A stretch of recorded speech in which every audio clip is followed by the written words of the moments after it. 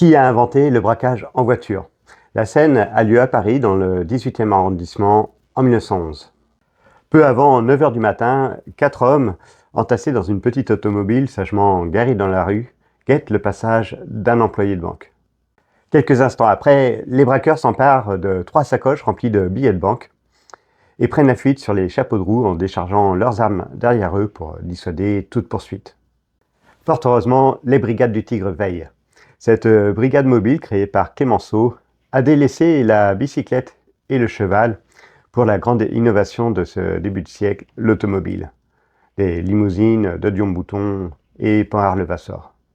Ils vont traquer ce que la presse a baptisé les bandits en auto, des braqueurs motorisés qui enchaînent les hold-up au volant de luxueuses automobiles volées aux bourgeois. À la tête de cette bande de malandrins, Jules Bonneau, qui parvient toujours à s'échapper au volant de sa puissante Delaunay-Belleville 12 chevaux. Il est vrai que Bonneau, le criminel le plus recherché de France, est un très habile conducteur, puisqu'il aura été, quelque temps avant, le chauffeur personnel de Sir Arthur Conan Doyle, le père de Sherlock Holmes.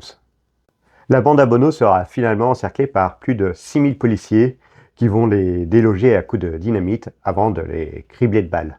Jules Bonneau meurt et les derniers complices sont ou exécutés ou envoyés au bagne. La police vient de redorer une réputation assez malmenée par les aventures de Fantomas qui font alors fureur, et celle d'Arsène Lupin, dont j'ai ici une édition originale. Alors vous trouverez d'autres récits dans mes histoires insolites des voitures de légende. Pour ceux qui veulent le commander sur Amazon, la couverture n'est pas la bonne, mais il s'agit vraiment de mon livre.